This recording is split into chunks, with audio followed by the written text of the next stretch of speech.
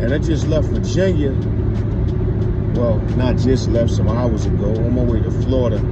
It's like 20-something in Virginia and it's 70-something down in Florida. The weather changed.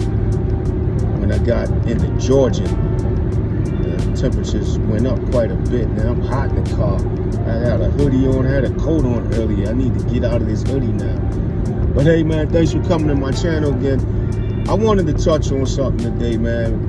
And we've been through this before, back in 2007 when the housing market crashed.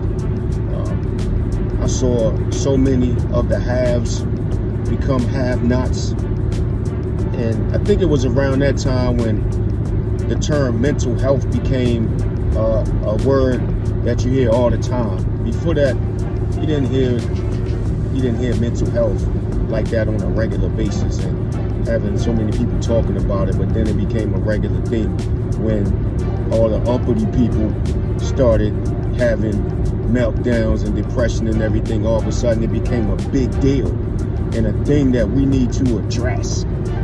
We need to advocate for. We need to have awareness all of a sudden, because all the uppity people who were in their own world and turning their nose up at the rest of us, it wasn't a problem. Broke people problems wasn't their problem. Well, here we are again. Got this new president in office, and me living up there in the DMV area around DC, Northern Virginia, Maryland, seeing it firsthand, man. These people getting the axe. I mean, thousands of them with these six-figure and $250,000 a year government jobs, walking in, no notice, no nothing, getting the axe.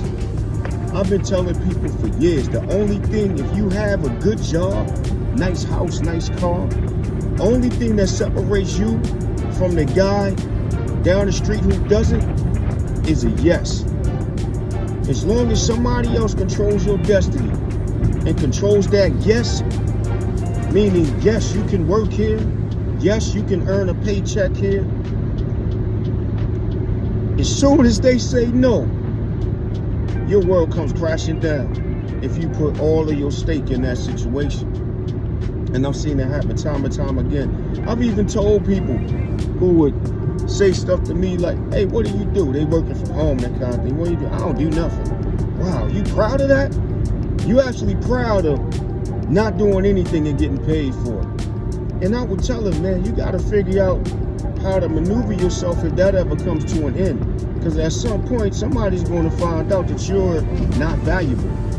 I remember watching this movie, The Office Space.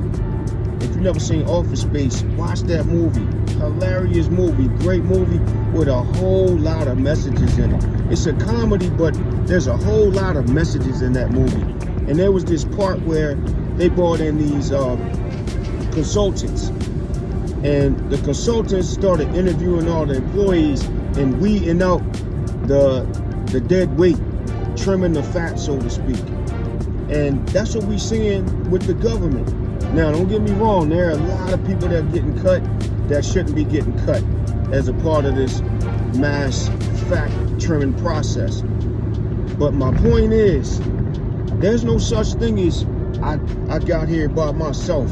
I did it all myself. It's me against the world. There's always somebody that has to give you a yes for you to get something.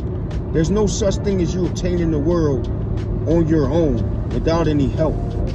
There's always somebody else that's giving you an opportunity, opening the door, giving you a push, giving you a yes. Sometimes giving you a no to keep you protected from something you shouldn't have access to that could ruin your life. But we gotta understand, people, that in this world, we should be humble. We should always be humble. We should always respect one another. We're all just people at the end of the day and at the beginning of the day. We're all born out of a vagina. Unless you were born by C-section and you came out that way. But you're still born out of a woman.